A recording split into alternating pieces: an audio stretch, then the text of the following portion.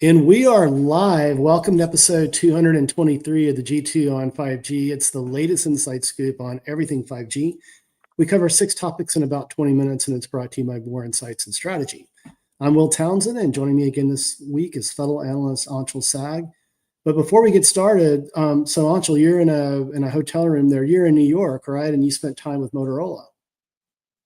Yes, I was here for the Motorola launch and the subsequent launch party, and I come to you live over 5G because I do not trust the hotel Wi-Fi, and it is Smart. over my trusty little TCL standalone Oh, stick. yes. You've talked about that on many, many podcasts. So, and I know you're gonna get into that topic in a moment, but I want to get started. And hey, man, it's financial year Q1 earnings season for the big MNOs in the United States, and I wanted to spend a little bit of time, run through the highlights, provide a few insights, and get your take on it as well. And so I'm going to go in alphabetical order to be fair, and I want to start with AT&T. And I did post some insights to LinkedIn and X when the earnings broke.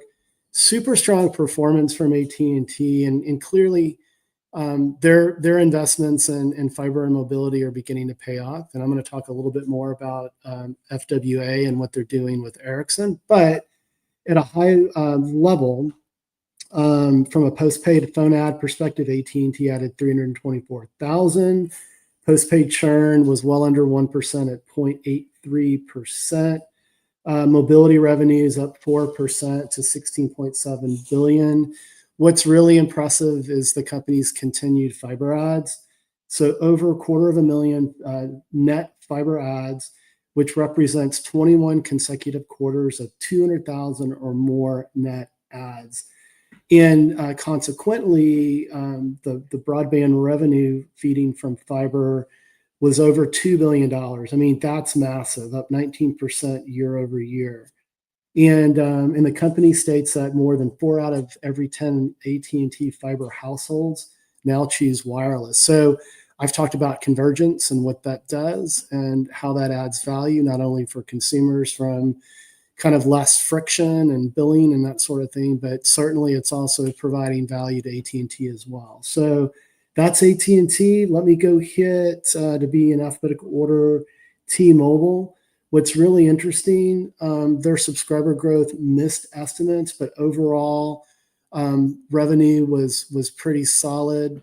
The stock is somewhat down in trading, but hey, we live in crazy times, right? And so there are other things that are affecting the equity markets. And then Verizon reported fairly strong earnings, but there was some subscriber loss that, and if you remember in 4Q of last year, they ended the year on a high note there, but basically with the losses in 1Q, that erased sort of the net adds there from a subscriber standpoint. So overall, sort of a tale of two cities, sort of mixed. What do you read between the lines on any of this stuff from an earnings perspective? I think the way I look at it is the macroeconomic situation is unclear. Yeah, You know, I I see that these operators, in my mind, they're like utilities. I mean, they are technically utilities, yeah, and because of that, they're crucial to people's everyday life.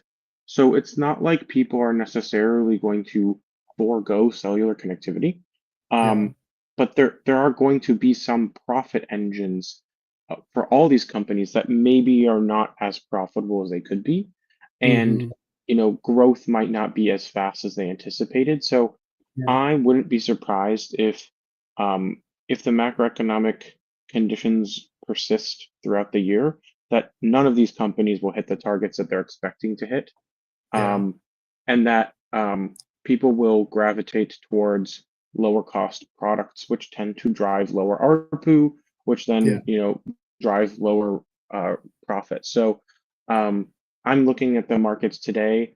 All three carriers are down. yeah, AT&T and T and Verizon are both down 3%, and T-Mobile's down 10%. So clearly, T-Mobile got hit the hardest yeah, for its earnings. But the truth is that there are other things that are going on, like you said. Hmm. And I have T-Mobile as a topic for my other topics during the podcast, so I'll hold on to my Yeah. thoughts going in that direction. Hey, like solid insights, buddy. And the other thing that I'll mention too that I didn't mention sort of at the top of the topic was both Verizon and T-Mobile have announced some additional tiering of subscriptions. And from my perspective, that's likely a defensive move, a proactive move on their part to try to instill some momentum into net ads and that sort of thing. No announcement from AT&T on that point, but I just thought that was important to note. I But would that is a great also segue. add, Yeah, go ahead. yeah, I was just going to say, I will also add that I believe I saw both Verizon and T-Mobile offer price guarantees. So Yes, um, yeah. clearly, clearly there's some sensitivity towards price changes with Hmm. consumers, and I think that might also be a driver of some of the decisions these companies are making. Yeah, I think I recall reading something about a class action lawsuit, and I'm not sure which MNO it was tied to, but obviously there's some sensitivity around that as well. So, yeah, those pricing guarantees, like 3 and 5 years respectively, I believe, if I'm not mistaken. Yep.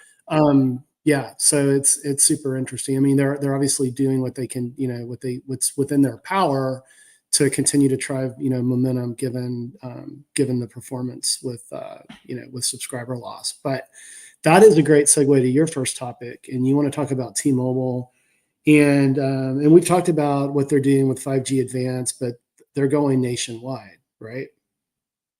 Yeah. So um, they've, as far as I know, they are first commercial nationwide 5G advanced network in the US. I think that might even be accurate for the entire world, Yeah, because everyone's testing 5G advanced. Like, it's not really like something that they're commercializing yet. Um, T-Mobile just flat out said it, it it's commercial. So yeah, um, the reason why this is important is because it will drive um, some really interesting use cases down the road. Um, hmm, for example, 5G Advanced, there are new features in there for XR specifically.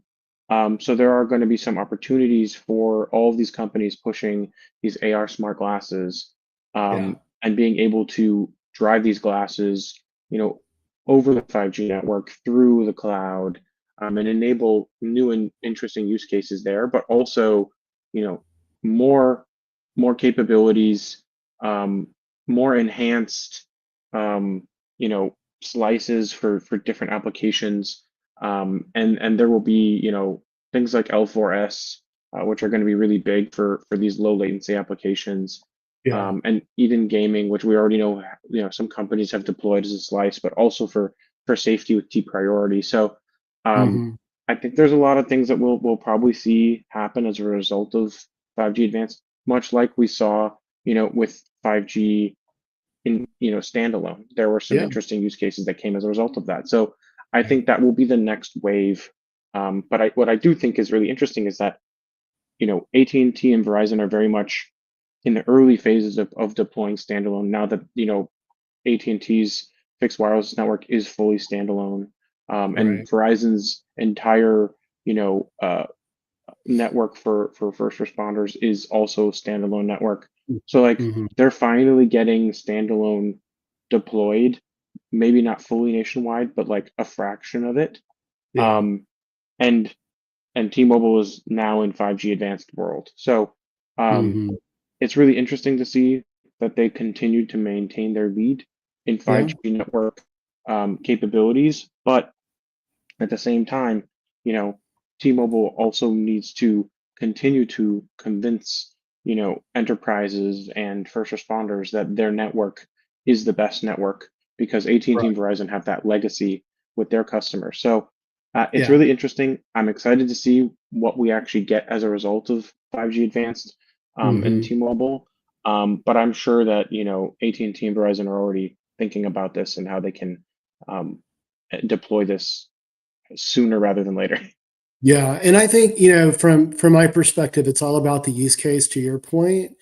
And so it's been, somewhat nebulous, and there's been some confusion around, okay, this whole NSA SA thing, and what is the real benefit, measurable benefit from a performance, coverage, latency perspective, you name it.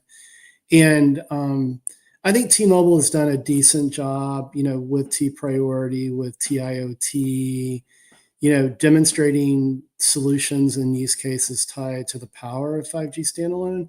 But I believe more needs to be done. And what I'm personally excited about as we get into the second half of the year, and to your point, AT&T and Verizon do catch up, and they're doing this in waves, right? So you just can't flip a switch and move, all of your core infrastructure to 5G. I mean, it takes some time. And but it'll be interesting to see in the second half of the year, when we start getting closer to parity among the big three, who's going to rise to the top. And I really do believe it's going to be driven by use case. The most compelling use cases from my perspective are going to be within enterprise. So T-Mobile for Business, AT&T's vertical focus in areas like manufacturing and retail and that sort of thing. And then, Verizon's focus in business as well. That is where I believe the real transformative impact of standalone will occur. You're going to see pockets of private 5G. By the way, by all measures, private cellular networking is, now reaching that hockey stick. It was a very long tail ramp, but we're beginning to see more and more deployments. I'm going to talk about that, tied to Ericsson here as my third topic. But great insights, my friend. Let me go to my second topic, and I want to talk about AT&T.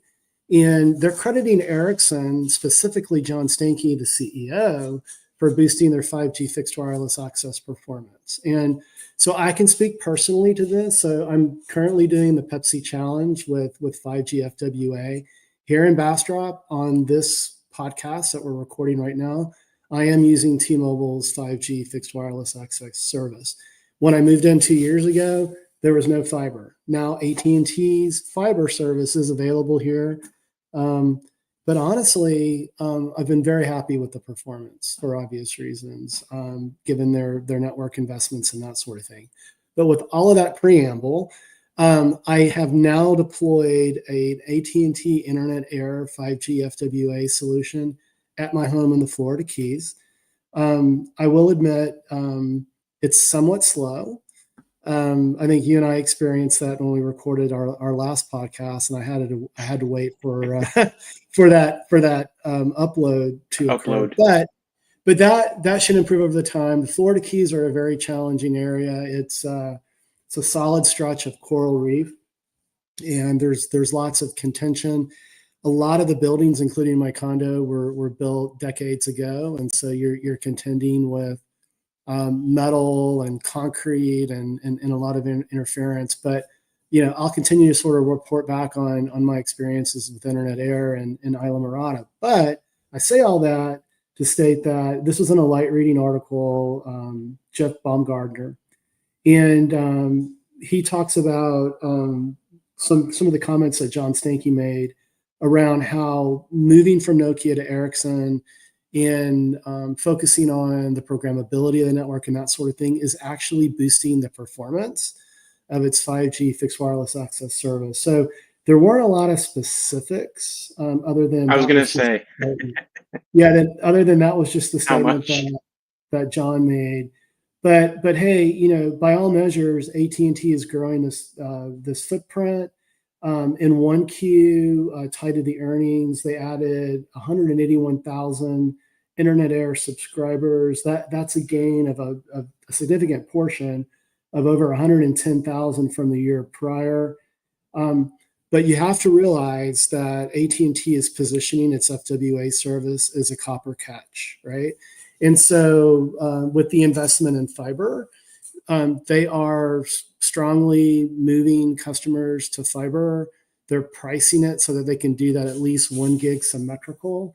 It does deliver the best experience. You and I have talked about this. I've been an AT&T customer, I believe, a fiber customer in the past. I believe you're one now, but by all Have been. measures, the company is growing it.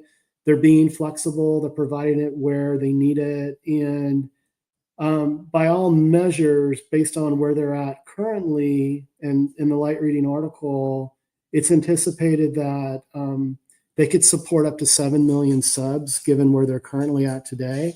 But I mean, obviously, that scalability and that capability will grow as they do things like build out standalone, on a nationwide basis. So I don't know if you caught the news, but anything else to add before we move to your Motorola news? I did not catch that, but it did make me realize that we are conducting this podcast entirely over 5G. Yeah, Your end with fixed wireless and my end with the dongle, which yeah, is fitting for our podcast. it But is. I would say that um, what I do think is interesting is that the Florida Keys sounds like the perfect opportunity to to have fiber, Yes, because it's one long strand and nobody's very far from the road. So from there's, overseas you, highway.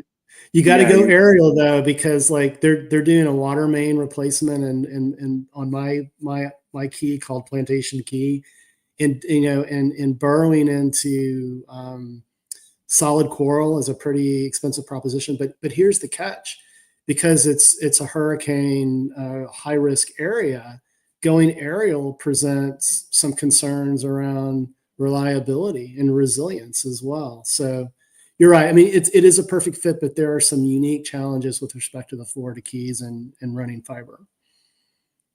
yeah. But other than that, I'm just glad to see, AT&T continuing to push FWA Yeah, and using it as a complementary technology to what they're doing on fiber. yeah, Because truthfully, as a AT&T fiber customer, um, I can say nothing but positive things about the experience. I have yet to upgrade to 5 gigs, yeah. because I really don't think I need it. But I want to see what the experience is like, just because I can. Well, I mean, in the 1 gig symmetrical is kick ass, man. When I had Yeah. it in Austin, and dude, given all of the gadgets and devices that you hang off of your Wi-Fi network, I would think you would love 5 gig symmetrical. But in any event, let's without further ado, like you're in New York, you spent time with Motorola. I had a lot of FOMO going on. You showed some amazing devices, including a Razr that's got like real wood. And by the way, if you can ask the Motorola folks for a demo for me of that product, I'd love it. But why don't you talk about the launch and the party and everything that you've learned over the last couple of days? Yeah, so this was a 2-day event, a big keynote, pre-briefing, kind of bringing us up to speed on what Moto is doing. The big developments are that they've introduced a new high-end tier, a true flagship tier for the Moto Razr brand. They've been slowly rolling out the Razer brand one product at a time, Mm-hmm. since 2020, and they've been iterating it, and now they really have a truly competitive product.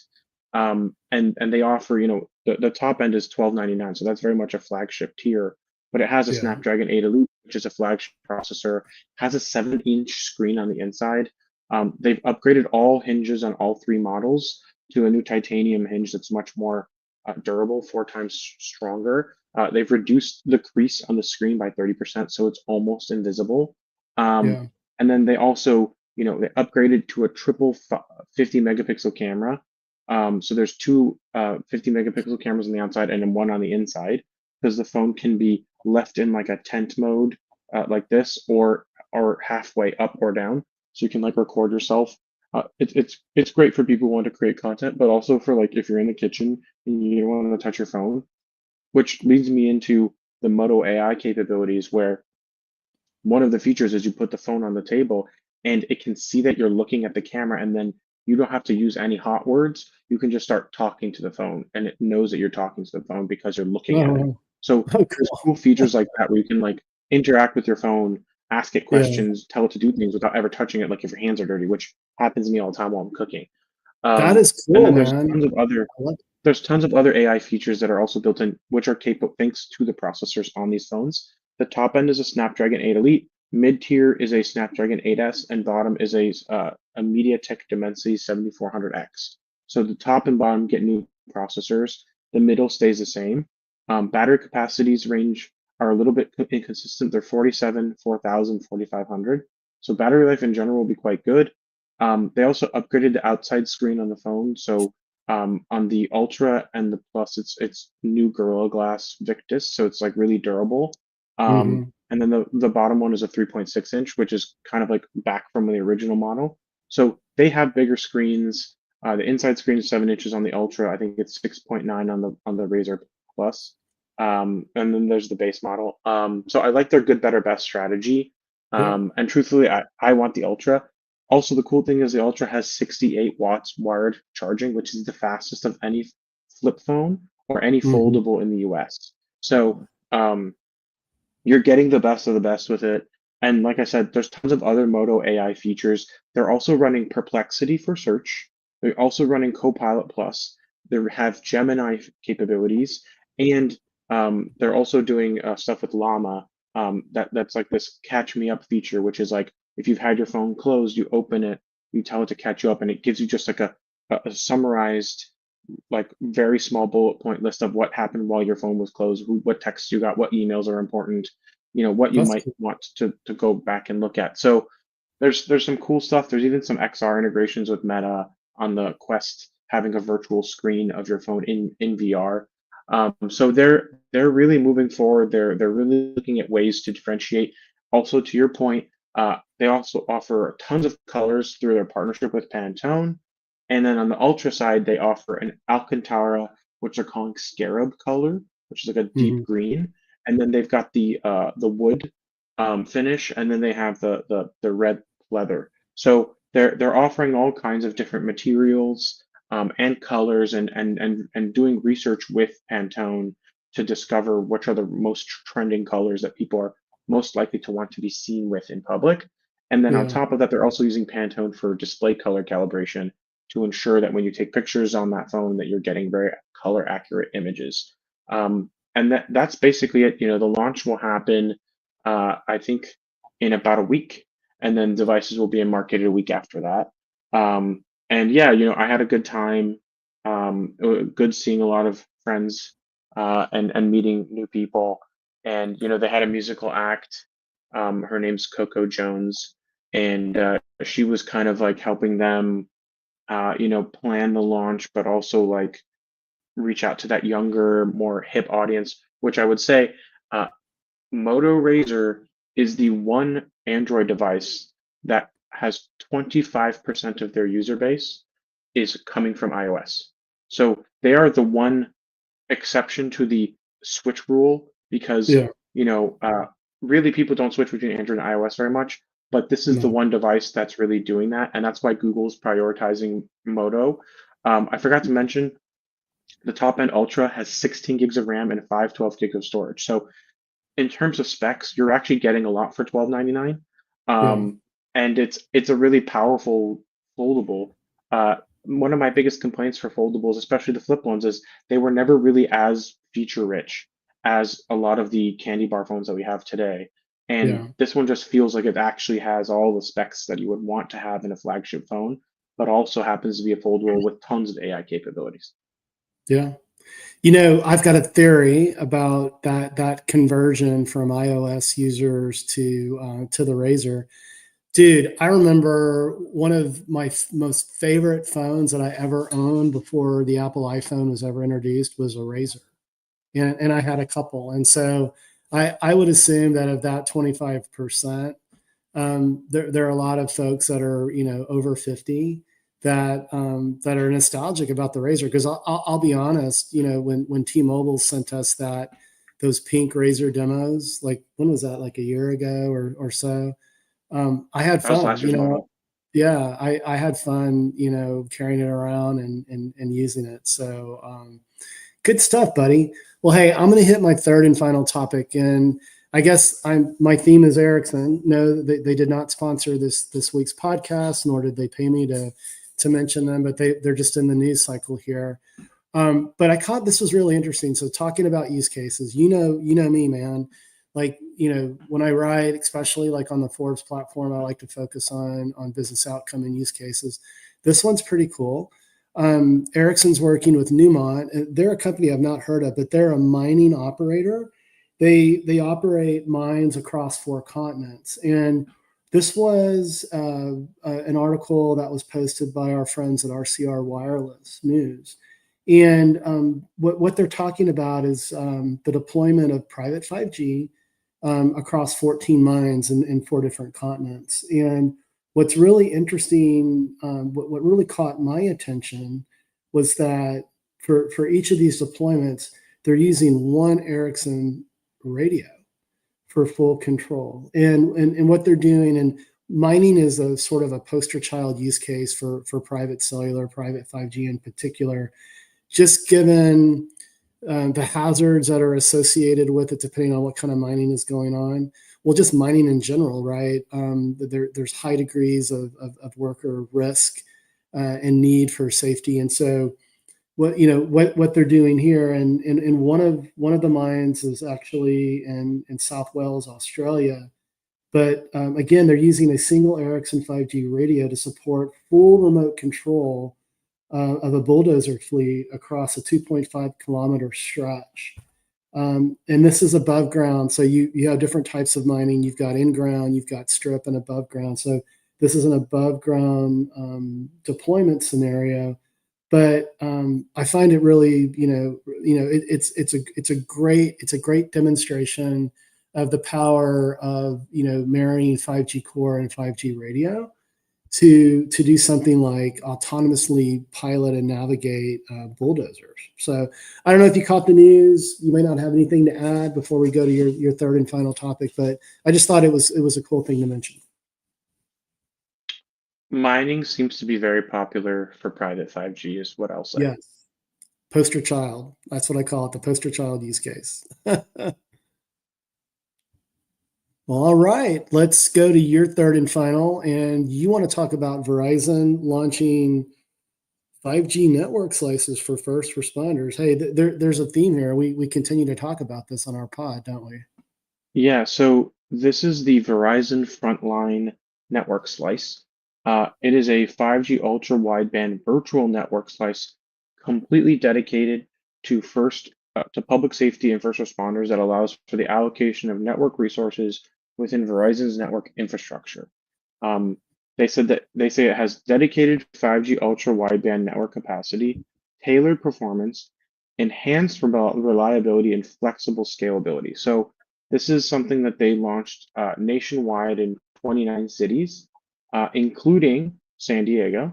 Um, and they are obviously trying to ham up their experience with first responders and how they're going to enable those first responders to have a better, more dependable experience on the network. And Yeah, it is using, 5G network slicing, so it's actually standalone 5G. It's not quite 5G advanced, yeah. but it will, I think, eventually become 5G advanced. Um, and yeah, they're not really saying much more beyond that. That they will be offering this service for the same cost as current 5G ultra wideband plans. So it's not really going to be um, something that people have to pay extra for. And Hmm. truthfully, I have a strong feeling it'll probably save Verizon money Yeah. because a lot of these slices do over time. So I think it's a good thing. And, this was literally launched yesterday. So Yeah. this is hot off the presses, much like T-Mobile's announcement. So I would say that this is very similar to what T-Mobile is doing with T-Priority. Yep. Um, and I think it's no consequence or no surprise that this is happening when it is. And I think it's great for first responders and public safety people to have choices. And the Hmm. truth is, I think there's going to be a world where multiple networks get used by these public safety Yeah. organizations Yeah. because they can and they should. And I think safety is always critical. and being able to enable it at scale, I think is great. And I hope to see them, launch more cities and have, real nationwide network. 29 cities is pretty good, and I think that's pretty close to Verizon's initial 5G network launch, if I remember correctly. So it's probably Yeah. a lot of the same cities. Um, and yeah, I think I'm excited to see how this evolves over time, especially since AT&T and T-Mobile already have some kind of dedicated service like this. Yeah, so I agree with you. This is a meat competition thing for Verizon. They don't want to be left out of the party with first responders. AT&T has built FirstNet. T-Mobile has T Priority. And when T-Mobile first launched T Priority, I asked, the executives there, like, help me understand this because, there is FirstNet. But as I thought about it more, and as you and I have been talking about this today, first responders need redundancy, right? Think about it. Yep. Like they serve a critical function. And if for whatever reason, heaven forbid, let's say they're operating on FirstNet and there was a hiccup, although there's a lot of redundancy with FirstNet. It's a completely separate air gapped mobile network dedicated to first responders. But to be able to have, that fallback, that redundancy is really important. And so, and again, I'll say it, for the thousandth time, competition breeds innovation. And so I'm expecting, now all three MNOs have sort of laid down the gauntlet. They're supporting first responders. Now it's going to be really interesting to see some of the more bespoke use cases that come out of that. You and I have talked about really cool things like Nano AI and what T-Mobile is doing, through T-Mobile Ventures to get them off the ground, to do really, innovative things like, wildfire prediction and that sort of thing. So, I'm waiting for the use cases, and I think now that all three are clearly focused on first responders, it's going to be sort of really interesting to see what happens. Low Earth orbit satellite is going to be important. It's going to be an Yep. important element of that. It's already an important element today when you look at FirstNet and you look at Verizon and you look at T-Mobile and how they deploy Colts and satellite based Colts for disaster recovery and for coverage at major events and that sort of thing. Typically, it's a traditional terrestrial cell tower on wheels for those types of kind of events. But and the Colts with the satellite connectivity are typically used for disaster recovery purposes. But again, I think I'm all about the use case, and so it's going to be exciting to see how that all kind of rolls out. But hey, my friend, I'm glad we were able to get this recorded before you jump on a plane and fly back across the country. Why don't you take us home? Absolutely. We hope our viewers and listeners found this week's topics interesting. If anyone out there would like to provide insights on a specific topic for a future podcast, please reach out to us on social media. I'm at Anshel, Will's at Willtown Tech, and we hope you have a great weekend, and don't forget to rate and subscribe.